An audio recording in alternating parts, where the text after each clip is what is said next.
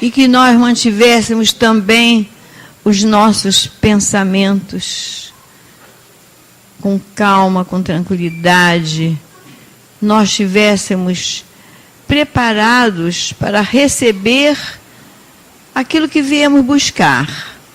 Cada um de nós veio por uma razão, mas todos nós viemos buscar a atenção do Mestre para conosco. Pois vamos nos colocar em paz íntima, para que assim possamos receber os fluidos necessários. Vamos ler a página, a nossa colega Rosângela faz a página para nós, por favor.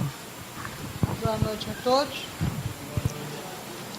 A página de hoje é do livro Caminho, Verdade e Vida, de Emmanuel, psicografada pelo médium Francisco Cândido Xavier. Reuniões cristãs. Chegada, pois, a tarde daquele dia, o primeiro da semana, e cerradas as portas da casa onde os discípulos, com medo dos judeus, se tinham ajuntado, chegou Jesus e pôs-se no meio deles e disse-lhes: paz seja convosco. João 20, 19. Desde o dia da ressurreição gloriosa do Cristo, a humanidade terrena foi considerada digna das relações com a espiritualidade. O Deuteronômio proibira determinantemente o intercâmbio com os que houvessem partido pelas portas da sepultura, em vista da necessidade de afastar a mente humana de cogitações prematuras. Entretanto, Jesus, assim como suavizara a antiga lei da justiça inflexível, com o perdão de um amor sem limite, aliviou as determinações de Moisés, vindo ao encontro dos discípulos saudosos. Cerradas as portas para que as vibrações tumultuosas dos adversários gratuitos não perturbassem os corações dos que anelavam o convívio divino, eis que surge o Mestre muito amado, dilatando as esperanças de todos na vida eterna. Desde essa hora inovidável estava instituído o movimento de troca entre o mundo visível e o invisível. A família cristã e seus vários departamentos jamais passariam sem o doce alimento de suas reuniões carinhosas e íntimas. Desde então, os discípulos se reuniriam tanto nos cenáculos de Jerusalém como nas catacumbas de Roma. E nos tempos modernos, a essência mais profunda dessas assembleias é sempre a mesma, seja nas igrejas católicas, nos templos protestantes ou nos centros espíritas.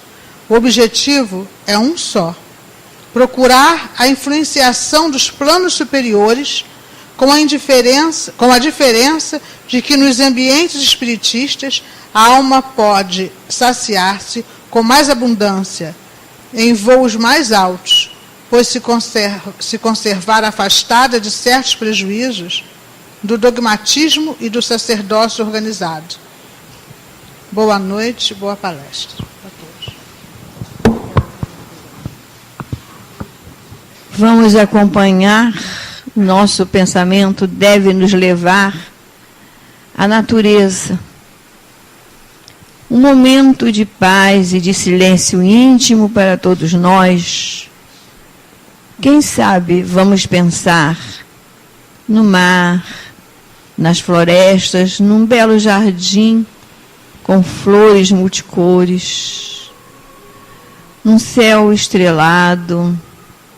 Vamos buscar a natureza para que ela possa nos levar a Jesus.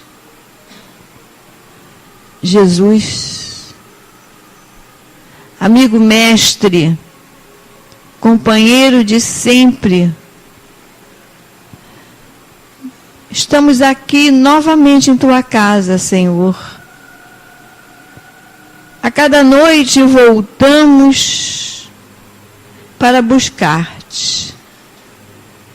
As nossas necessidades, Senhor, são várias. Cada um de nós tem as suas em particular. Não temos necessidade de decliná-las. Mas tu bem sabes do que se passa no coração de cada um de nós. Tu bem sabes perfeitamente que o nosso pedido mais íntimo tu encontras. E assim, Senhor, é que com muita tranquilidade, tendo certeza absoluta que iremos ser ouvidos por Ti,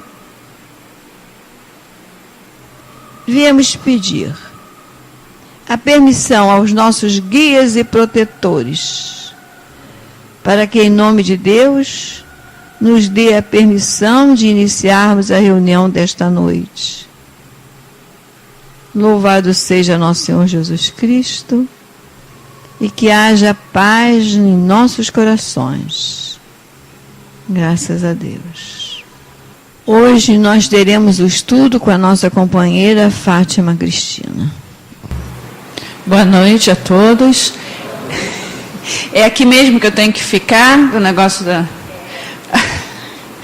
que eu sempre fico meio atrapalhada com essas coisas. Gente, é um prazer enorme estar em casa. É sempre com muita alegria, muita emoção que a gente vem aqui. Que na realidade não saiu nunca, né? O coração, a vibração, a história, essas coisas todas ficam, né? Estão entremeadas entre nós, vocês, a casa, tudo. Bom, a Fátima, Lúcia de Fátima, me deu um grande desafio para a reunião dessa noite, que ela, mais ou menos há um mês atrás, quando ela estava fazendo já o planejamento das palestras, ela ligou para mim e falou assim: Fatinha, olha só, tem uma incumbência para você, e essa é só para você. Eu falei: tá, Fátima, o que é? Ela falou assim: não, eu quero que você fale de um como está ali, né, de um exemplo de fé e da experiência do livro de Jó. Aqui todo mundo já conhece a história de Jó, não? Já ouviu falar pelo menos, né? E aí, nossa, eu gelei, porque realmente de todos os livros do Velho Testamento, aquelas histórias todas, eu sempre achei o livro de Jó o livro mais difícil, muito complicado. Eu falei assim, Senhor... E aí eu comecei esse mês todo, aí lendo, é um livro longo, são 40 capítulos mais ou menos. Ela falou assim: Fatinha, falar sobre a experiência da fé dele, né, que é uma situação bastante particular, peculiar. E aí eu falei: tá bom. Aí ela falou: para quando? Aí ela me deu a data, e agora eu falei assim: então eu tenho tempo para me acostumar, né, ler, e, assim, eu estou realmente compartilhando com vocês essa assim, mas foi muito prazeroso, foi uma descoberta, assim, para mim, muito, muito importante, e eu gostaria de nós compartilharmos, então, isso, essa noite. Projeta para mim.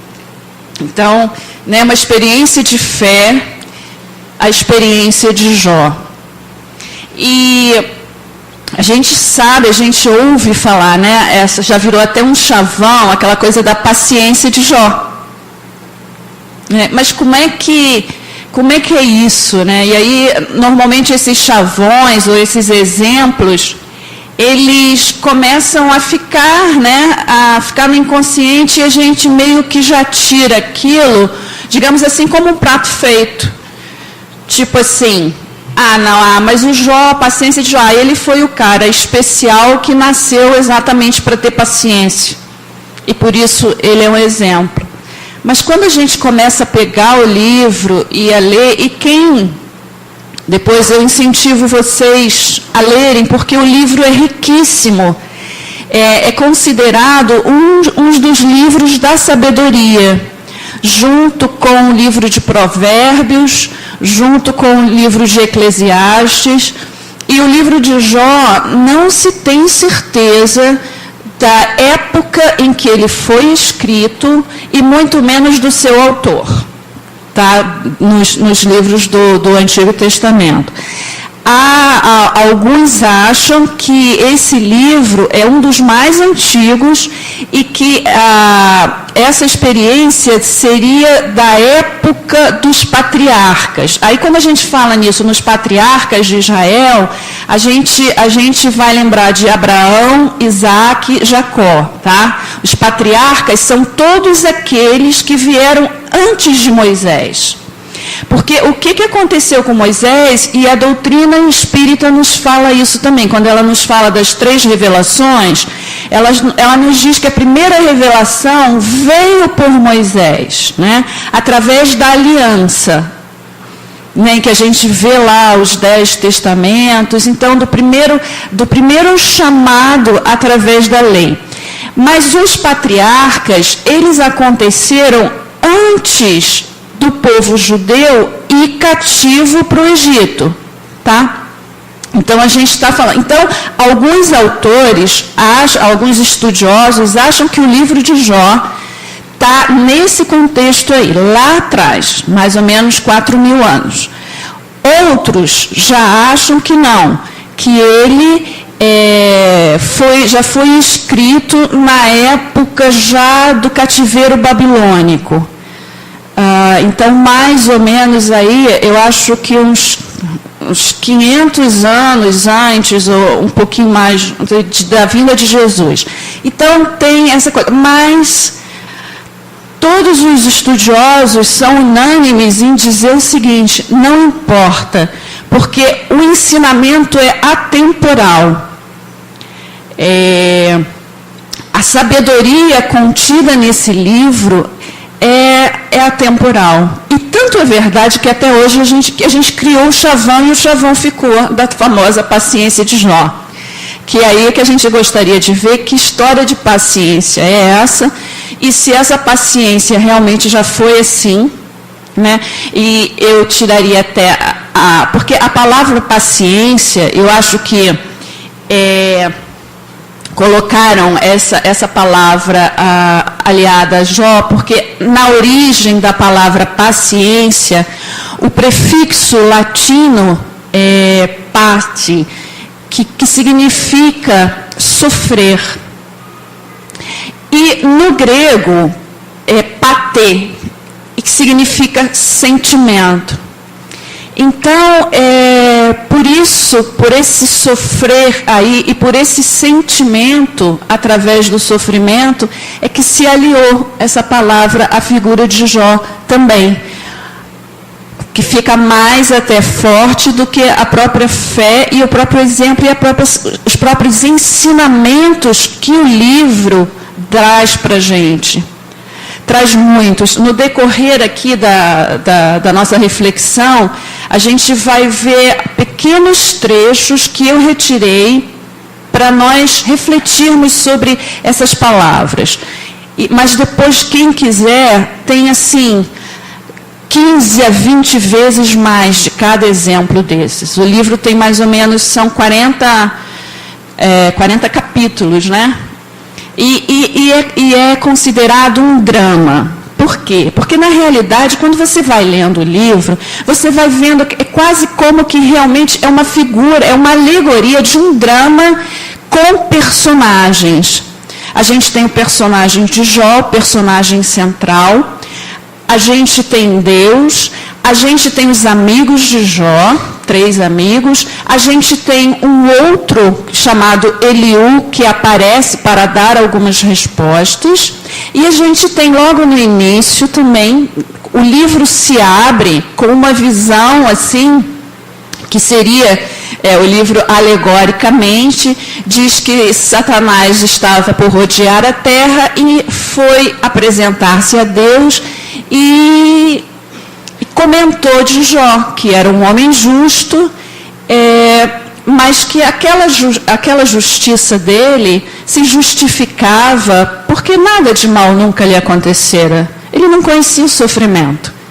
Então, logo ele conhecesse o sofrimento, com certeza, toda aquela fé, toda aquela certeza, toda aquela integridade iriam por terra. E aí o livro nos diz que Deus permitiu a essa figura Satanás que o tocasse, desde que não lhe retirasse a vida. E aí, a gente sabe que esse livro ele é feito de alegorias, né? Especificamente nessa história, que é um drama, a gente vai percebendo como que esses personagens, como que eles passam para nós informações sobre a vida e sobre de que forma nós nos relacionamos com a vida, de que forma, o que significa Deus para nós. Então, a história começa assim, como eu já disse, e a primeira palavra que diz é que a gente, quando lê o livro, a gente já sabe que Jó era um homem justo. Então, a gente já inicia essa história sabendo que ele era justo. E aí, o primeiro baque na vida dele é que ele perde, naquela época, na antiguidade, a riqueza, ela era conferida, ou ela era demonstrada através de gado, de rebanho. A gente não se esqueça que os povos normalmente viviam dessa pecuária, né? Principalmente da pecuária. Então, a riqueza era você ter muitos animais. Então, ele perde. Depois acontece um cataclisma onde os filhos dele moravam, os filhos morrem. E ele também, depois, ele começa a ficar enfermo, com feridas, a tal ponto que a mulher chega para ele e diz: você já chegou num ponto tão grande, amaldiçoa esse teu Deus e morre. Por quê? E aí eu gostaria de colocar o contexto da época, como que funcionava, e a gente vai ver que até bem pouco tempo, ou muitas vezes, às vezes nos dias atuais, a gente ainda mantém essa ideia. No Oriente Antigo, tinha-se a religião, a teologia pagã da época, determinava dizia o seguinte, que o sofrimento correspondia ao mal que se fizesse. Era o que eles chamavam da justiça retributiva, ou seja, ao mal advenha o mal. Então, para essa teologia, o justo não poderia sofrer, porque o sofrimento era uma paga pelo pecado e pela iniquidade. E aí, se a gente for ver lá no Gênesis, aquela ideia de Adão, que pecou e que por isso vai sofrer, a gente consegue entender isso.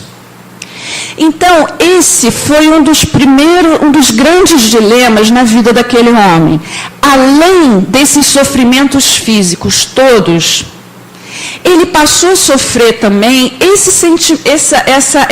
esse sofrimento moral, porque passaram a duvidar da integridade dele. Porque era comum na época, era a crença da época de toda aquela sociedade isso. Se você sofre, e como ele passou a sofrer um sofrimento tão atroz em todas as áreas da vida, então era como que claro, como se tivesse uma tábua de acusação de que algo de muito sério ele teria feito para merecer isso.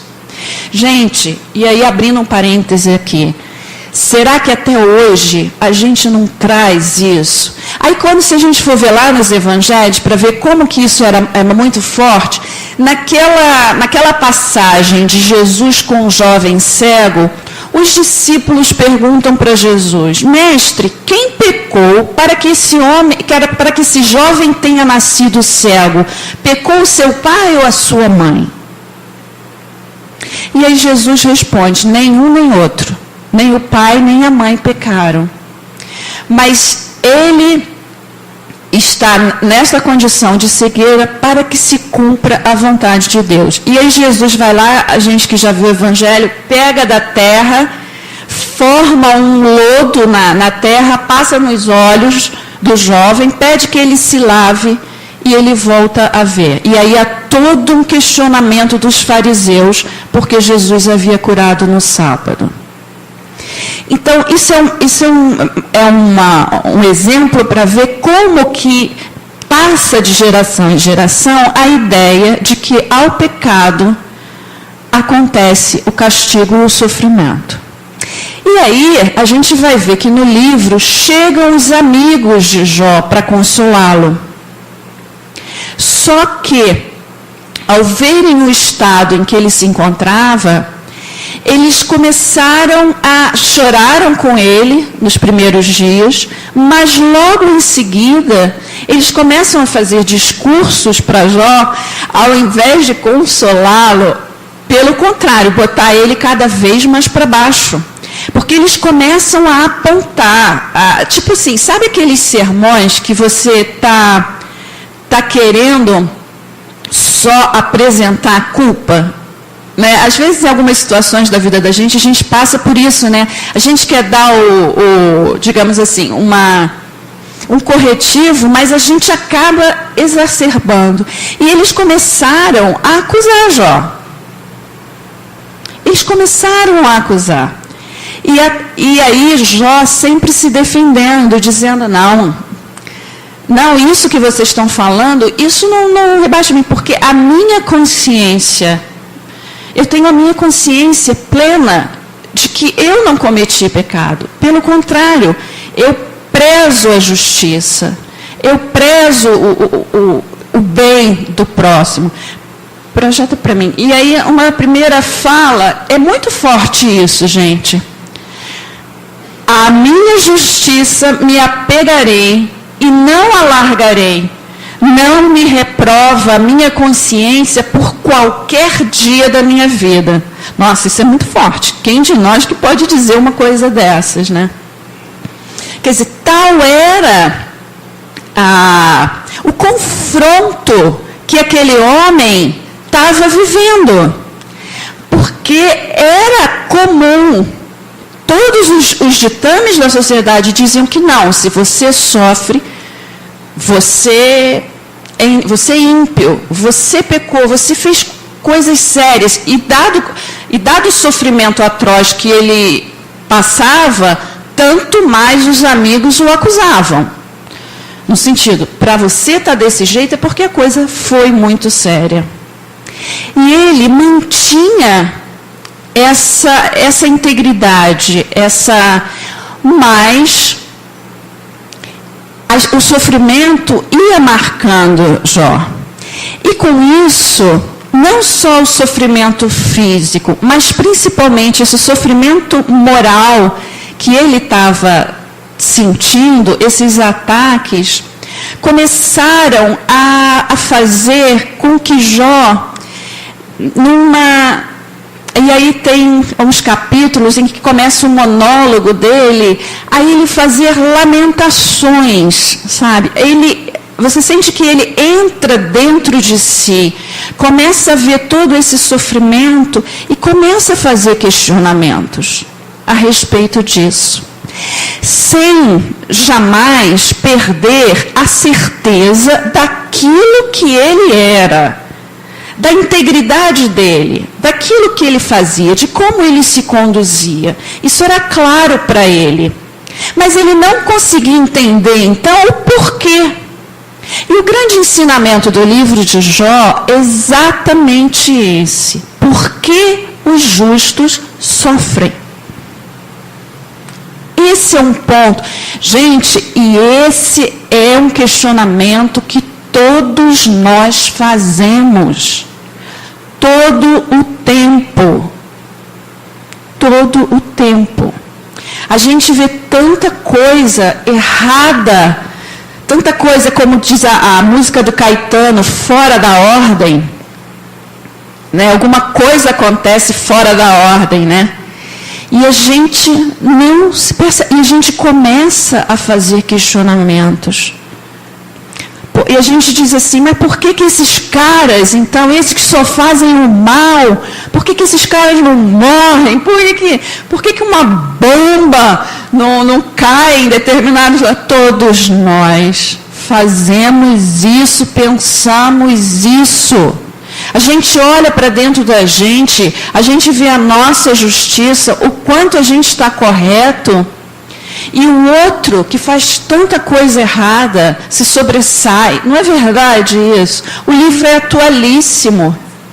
O livro é atualíssimo. Por quê? Porque o livro fala, essa história contada, ela é uma história da vivência humana, da experiência da encarnação, das encarnações humanas, das dificuldades pelas quais nós precisamos atravessar até chegarmos ao ponto lá do final do livro, que a gente ainda vai continuar essa jornada, porque isso é uma jornada realmente, a gente está atravessando aí esse drama, essa história.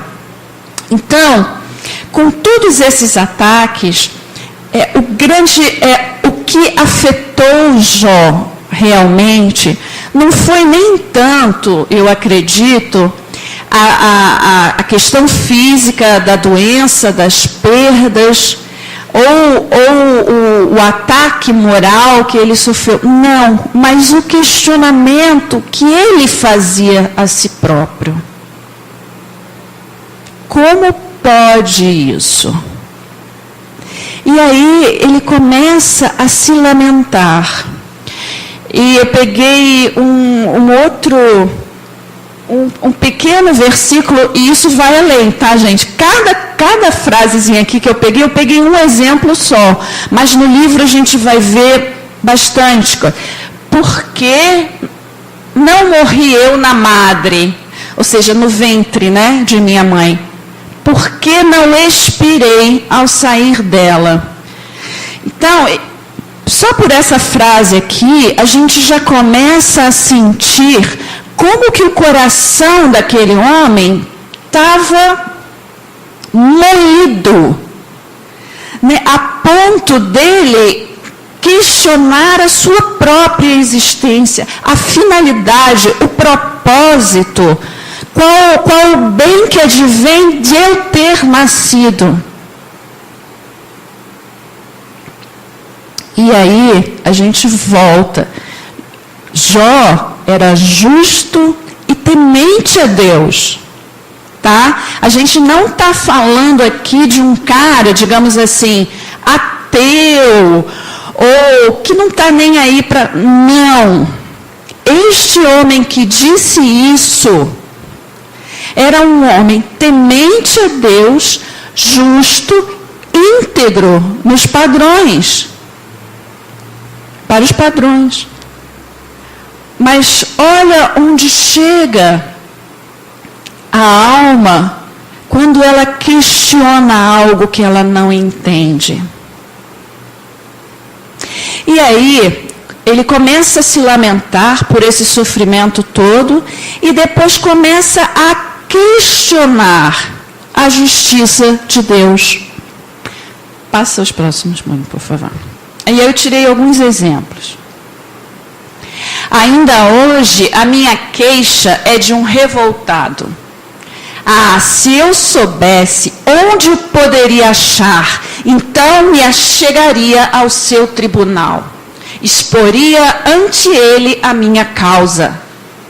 Porque o Todo-Poderoso não designa tempos de julgamentos. E porque os que o conhecem não veem tais dias. Gente, isso aqui que ele está falando é exatamente aquelas perguntas que eu disse que a gente faz a todo tempo. Por que Deus permite isso? Por que esse cara consegue chegar ao topo do topo de fama, disso, daquilo, e é um cara que só faz... É isso aqui. É isso aqui. E no caso dele, esse questionamento era um questionamento pessoal. interno de alguém que não via em si justificativa. E muitas das vezes, quando a gente olha para o outro, a gente vê até justificativas para o outro de todas as coisas erradas que o outro faz. E a gente nunca vê na gente, pelo menos, essas coisas. Também tem isso, né? A gente olha muito o outro, mas dentro da gente, a gente não consegue ainda fazer isso. E aí, ele vai com esses questionamentos. E os amigos continuam a responder, e surge uma figura, que é a figura de Eliú, que começa a rebatê-lo, dizendo da justiça de Deus. Mas a coisa só vai mudar quando, e aqui é interessante essa passagem no livro de Jó. O livro de Jó é um livro que também fala muitas coisas, muitas figuras que nos anteveem a relação entre os mundos espirituais.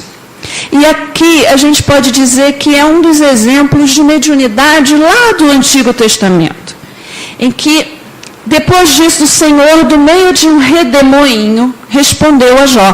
Porque esse questionamento que eu mostrei ali atrás, ele faz muitos outros, tá? Ele começa a apresentar a justificativa dele, os questionamentos dele.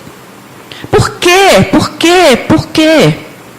E aí chega esse momento aqui, que já é lá já no finalzinho do livro, que diz que Deus falou com ele através de um redemoinho. O que é interessante, né? A questão da audição, isso de você se ter essa posição de introspecção e de você ter a resposta. Porque enquanto Eliú, que é esse que eu falei, que começou a dar as respostas para ele, mas ele não atentava bem para o que Eliú falava. Mas quando essa resposta veio pessoalmente para ele, aí a coisa mudou. E aí diz assim: quem é este que escreve os meus desígnios com palavras sem conhecimento? Cinge, pois, os teus lombos como homem, pois eu te perguntarei e tu me farás saber. Onde estavas tu quando eu lançava os fundamentos da terra? Dize-me se tens entendimento. Quem lhe pôs as medidas, se é que o sabes? E aí no livro, esses questionamentos, essa resposta de Deus que questiona, ele começa a dissertar sobre os mares, sobre os limites que foram impostos do dia e da noite, sobre o universo que é estabelecido por essa lei de gravidade. Então, todas essas coisas e são sendo apresentadas. E o interessante aqui é que a gente pode ver isso. Quer dizer, essa resposta, ela veio de uma forma, né, pessoal, de quando a gente questiona, a gente quer saber e a gente se propõe a apresentar a nossa causa. O principal aqui, gente, por isso é que eu digo assim, que a gente recebe esses chavões e esses chavões ficam determinantes. A paciência de Jó. A gente está vendo aqui, esse homem foi paciente o tempo todo? Ele questionou? Ele questionou. Ele tinha direito de questionar? Eu acho que tinha direito de questionar. Nós temos direito de questionar, nós temos direito de questionar. O que qualifica uma relação verdadeira de amizade, de companheirismo? E isso entre marido e mulher, entre pai e mãe, entre amigos, qual é o fator, assim, que qualifica isso? É o quê? É a condição que a gente tem de se expor como não é verdade? É verdade. Para os nossos amigos, com os nossos familiares, com aqueles que a gente ama, a gente é verdadeiro, quem a gente é. A gente não tem como buscar máscara. Esses os relacionamentos verdadeiros. Esse homem aqui experimentou um relacionamento verdadeiro. Precisou passar por uma prova, por um aperfeiçoamento, para que tivesse esse tipo de relacionamento e para que as respostas viessem até ele. As respostas da vida, as respostas da espiritualidade jamais chegarão até nós se nós não tivermos coragem de nos apresentarmos como somos, como estamos, não colocarmos a nossa causa. E olha que esse homem, para os padrões humanos estabelecidos, era um homem justo.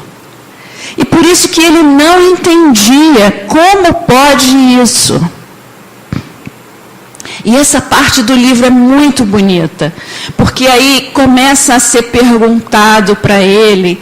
Aí a gente vê assim, quando a gente está lendo, a gente vê assim, é clara a imagem da sabedoria divina que rege o universo. E aí no livro sai daquele mundinho limitado da vida dele. Deus, quando responde para ele, né, e aí eu volto a dizer, gente, através de uma manifestação linda, mediúnica, talvez por uma audição, como diz aqui o Redemoinho, talvez Jó tenha né, a gente que tem a experiência mediúnica, ou experiência sensitiva mesmo, de ter essas respostas, porque quando as respostas espirituais chegam até nós, elas nos, né, é um bom confronto, né, dentro de nós. A gente sente uma coisa diferente. E às vezes é algo impactante mesmo. Eu creio que essa coisa aqui, desse redemoinho, dá a entender a nós a emoção que a gente sente quando a gente tem uma resposta da espiritualidade para algo que o nosso coração desejou profundamente. Quando a gente deseja com a alma, com o nosso sangue, com a nossa carne, com o nosso entendimento, e essa resposta vem, é esse redemoinho, a gente se sente assim, tal o poder, tal a grandiosidade que é, e como que a gente se sente pequeno. E aí o nosso entendimento se abre.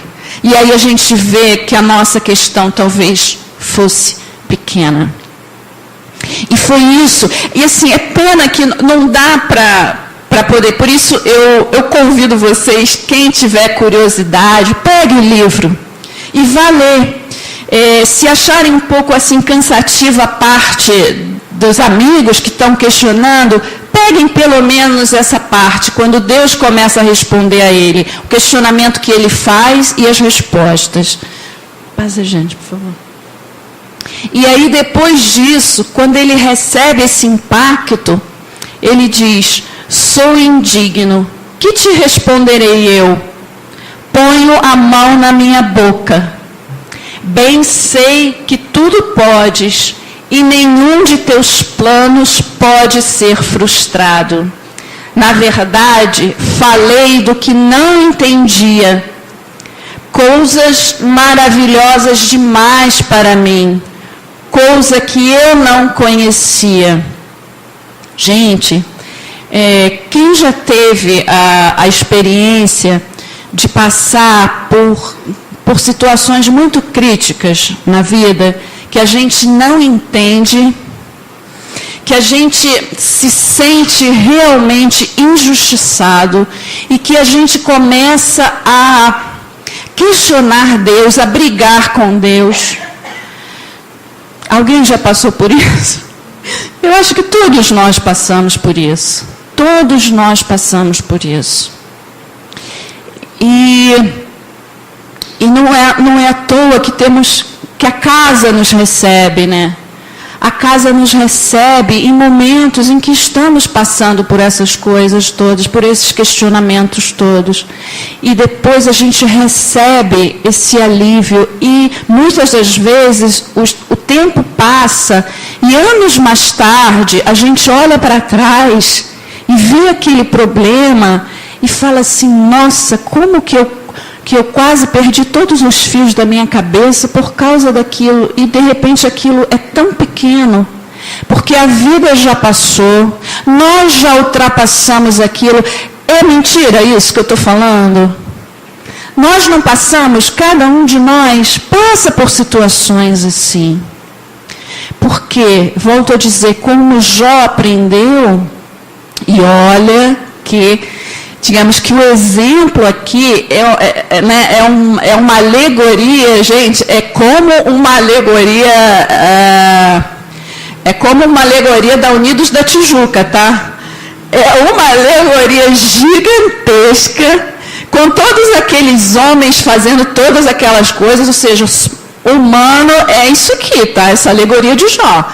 Porque o sofrimento dele é digno realmente de um carro alegórico da Unidos da Tijuca.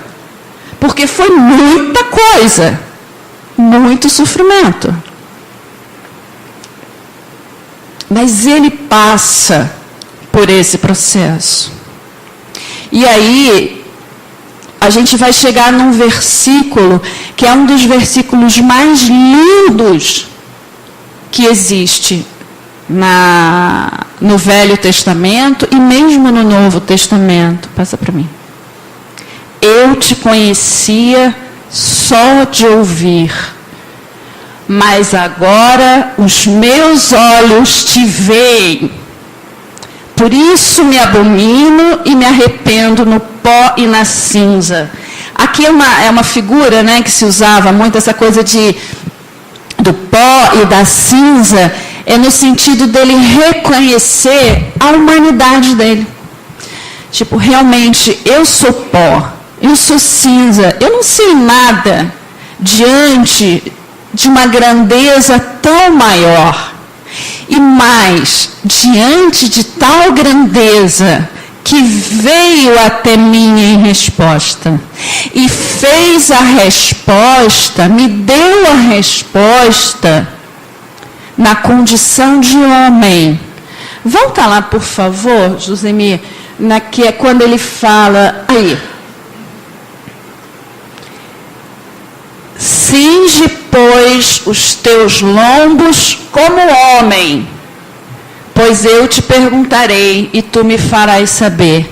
Isso aqui é muito interessante, porque a resposta vem para nós como natureza humana, nos colocando como natureza humana dentro de todo esse universo, onde está incluída a vontade e a justiça divinas. E é como se Deus estivesse colocando, aqui parece até uma zanga, né? Mas isso aqui não é zanga. Isso aqui é quando você ensina com autoridade. Esse é o ensinamento. Esse é o ensinamento de quem tem autoridade para ensinar. Eu vou te ensinar, Jó, como homem que és. E como homem que és, eu te pergunto, então me respondas. E aí começa. Você sabe como foi criado o universo e vai tudo isso. Mas, gente, uma resposta pessoal. Uma resposta às indagações dele que abrange a humanidade inteira, que nos dá a perceber, quando ele diz, eu te conhecia só de ouvir, mas agora os meus olhos te veem. Porque quando a gente pega esses dois sentidos, audição e visão, os nossos sentidos todos são complementares, mas a gente meio que particulariza eles, né? A gente faz secções, divisões. E mais ou menos assim, o ouvir, né? Até porque o ouvir, às vezes, a abrangência pode não ser tão grande. Às vezes a gente ouve um ruído que a gente não percebe muito bem, né? Então, quando a gente fala de ouvir, sempre no nosso cérebro tem uma coisa assim, um pouco, será que é mesmo, né? Será que é ou não? A gente, por exemplo, tem aquela coisa assim, o que... Agora, quando eu vejo, é diferente. É como se o nosso cérebro tivesse mais facilidade em guardar a nossa memória visual do que a nossa memória auditiva. Né? É engraçado, pelo menos para a maioria, para a grande maioria das pessoas. Tanto é assim que os pedagogos falam, né, de pessoas que no método de aprendizagem, o percentual de alunos que fixam mais a matéria, não sei, Cristina, minha amiga queridinha, está me olhando aqui assim, meio de lado, não sei se eu estou falando besteira, Cris. Ups, gente, já viram quantas vezes eu bati com isso aqui? Desculpa, estou toda atrapalhada. Tem mais memória visual, aprendizado visual. Por isso, o quê? O quadro negro, por isso o professor escreve, por isso a criança escreve, por isso a fixação de imagem. É mais fácil a gente gravar uma imagem, às vezes, do que o som do que uma música, por exemplo. Então, isso é da nossa experiência, assim. Pelo menos, não é 100%, mas eu acho que um percentual bastante elevado de nós, o nosso sentido da visão, ele parece mais completo. E é aí que isso entra, quando ele diz, eu te conhecia de ouvir. Ou seja, o que ele está falando aqui? Ele está falando, foi da tradição, da religião, de tudo aquilo que me ensinaram, que eu até segui. Mas agora os meus olhos te veem. E ele viu Deus? Não, ele não viu Deus. Mas aquilo foi impregnado. Aquilo marcou como uma imagem. Qual que ficou como imagem marcada? O ensinamento. E mais do que isso, ele compreendeu que ele fazia parte. Ele era um personagem dentro de um drama muito maior que a vida. E que a vida dele só, ou o que ele passou, era ínfimo dentro daquilo que todo o universo passa. E, gente, a questão do sofrimento, o sofrimento, ele não é o castigo. O sofrimento é a necessidade da evolução. O sofrimento é uma necessidade, é um instrumento de aprimoramento. Parece uma loucura isso que a gente está falando, mas não é. Isso aqui é um exemplo, claro, mas a gente pode ver isso o tempo todo na vida. O tempo todo. E Deus está nos dando essa lição que deu para Jó o tempo todo na vida. O tempo todo. Quando a gente vê uma semente que é plantada lá pelo agricultor, aquela coisa mínima, é jogada. Abre-se, cava-se um buraco, quando a gente planta, cava-se um buraco e joga-se aquela semente lá. Às vezes são sementes assim, fininhas, né? A semente de salsa, cebolinha, de coentro, e uns negocinhos tão pequititinhos, você compra aquele papelotezinho, vê uma porção ali, porque é um negócio tão pequenininho, a gente cava ali, né, até num vasinho, e a quantidade de terra que cai em cima daquela sementezinha, que abafa aquilo ali, o peso. E é necessário isso para que daqui a pouco a gente comece a ver os brotos brotarem. Eles vão saindo lentamente, lindamente, e a gente vai acompanhando isso. E há um sofrimento ali daquela semente. Quando a gente vê a nossa roseira linda, nossa, com aquela flor toda aberta, aquelas pétalas lindas, e a gente vê aquele miolinho todo abertinho também, né? Amarelinho, assim, que tem aquelas sementinhas ali. E vem um vento, que o tempo vai mudar, o tempo muda, e vem um vento avassalador, que a bichinha faz isso, e no dia seguinte, quando a gente olha, aquelas pétalas estão no chão. E aquilo parte o nosso coração. Aquilo parte o nosso coração. A gente lembra daquela beleza, a gente lembra da textura, a gente lembra do perfume, mas aquilo é necessário para que aquele pólen que estava lá naquele mês seja espalhado. E aquela rosa ali vai se multiplicar em muitas outras. E o perfume e as cores vão deleitar os nossos olhos. Mas precisou de um vento. Precisa de uma chuva, às vezes, para afufar a terra. Então, o sofrimento é necessário para que as rosas venham, para que o colorido da terra se manifeste e para que nós nos alegremos com isso. E eu volto a dizer, nada como o tempo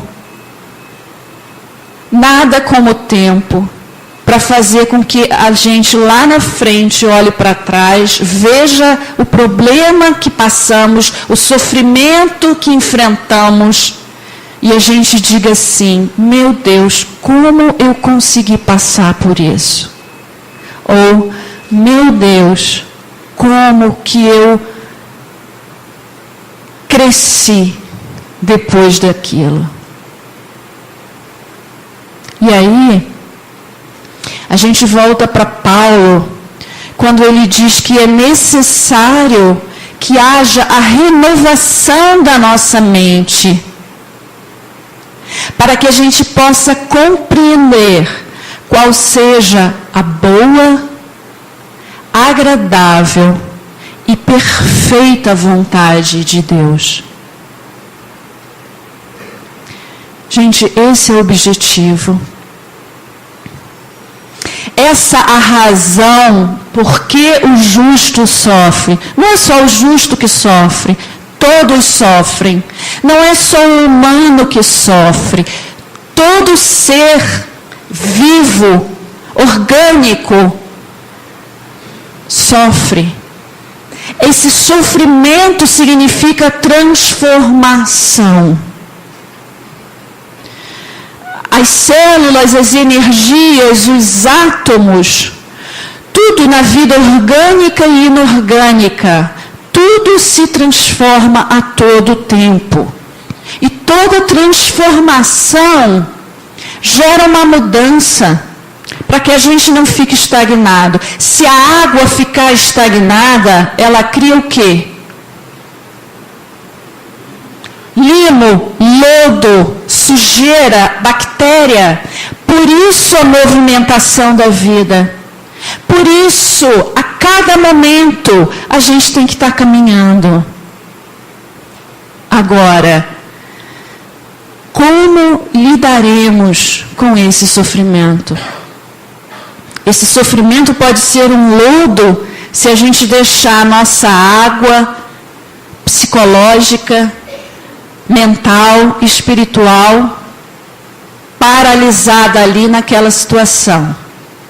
Mas se a gente tiver a coragem que esse homem teve de questionar, de se perguntar, mas sempre indo ao encontro do Pai. Indo ao encontro do Pai. A criança faz isso, gente, o tempo todo, com o Pai. As crianças agora, então, mais ainda, né? Mais atrás a gente nem questionava tanto. Mas a evolução, graças a Deus, já permite que as crianças questionem. E cabe aos pais responderem. Agora, cabe aos pais responderem exatamente da forma como a gente vê aqui. Ensinando, impondo os limites, para que aquela criança também aprenda. Senão, ela vai tentar dominar. E aí ninguém aprende. Mas o verdadeiro ensino é aquele ensino que é feito com autoridade amorosa. Que é o que a gente viu que esse homem passou. E que a gente possa, assim, usufruir, né,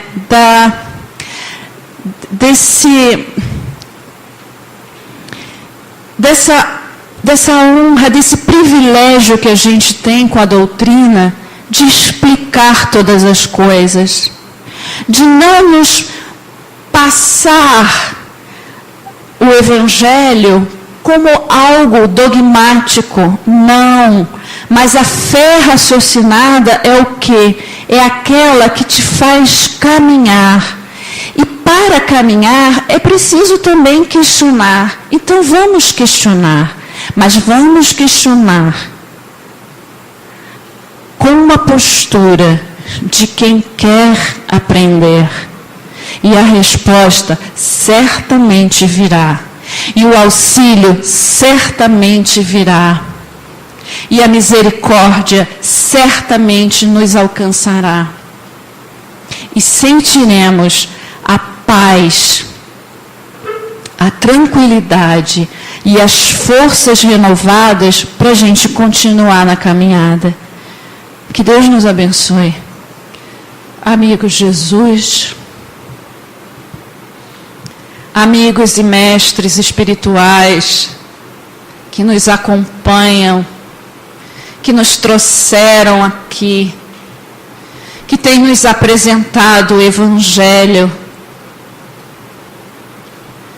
que tem, Senhor, por desígnio de Deus, acompanhado os nossos passos, conhecido a nossa caminhada, conhecido as nossas dificuldades, os nossos dilemas íntimos, pessoais, que muitas vezes, Senhor, não ousamos revelar a ninguém, mas que permanecem no nosso coração. Jesus, permita, Senhor, que os teus ensinamentos, que a tua revelação do Pai se faça em nossa alma, Senhor. Que possamos atravessar a nossa experiência carnal, com todas as dores, com todos os dilemas e dificuldades que lhes são inerentes. Que possamos atravessá-los, Senhor, sem jamais perder a fé, a esperança, sem jamais esconder o nosso rosto de Deus, Ainda que nos momentos em que não compreendamos nada, ainda assim que possamos buscar a face de Deus e procurar a resposta, e bater e clamar: Senhor, ouve a minha voz, atende ao meu chamado. E que então, Senhor, assim como Jó, possamos dizer: eu te conhecia só de ouvir, mas agora os meus olhos te veem, e eu sei o meu lugar, e eu entendo a tua vontade na minha vida, e eu agradeço, e eu digo a ti que desejo continuar. Dá-me apenas força, que eu não fique prostrado, mas que me levante e caminhe, porque sei que o Pai está comigo. Que assim seja, Senhor. Graças a Deus. Senhor, meu Pai, temos que te agradecer. Nossa companheira nos trouxe reflexões de paciência e fé. Muito obrigado, Senhor, porque refletimos juntos. Estamos agradecidos e felizes pelo fato de aqui estarmos, de termos vindo à reunião esta noite. Que nos seja permitido que, em nome dos nossos guias e protetores, mas acima de tudo em nome de Deus, que nós possamos estar dando como encerrada a reunião desta noite. Louvado seja nosso Senhor Jesus Cristo.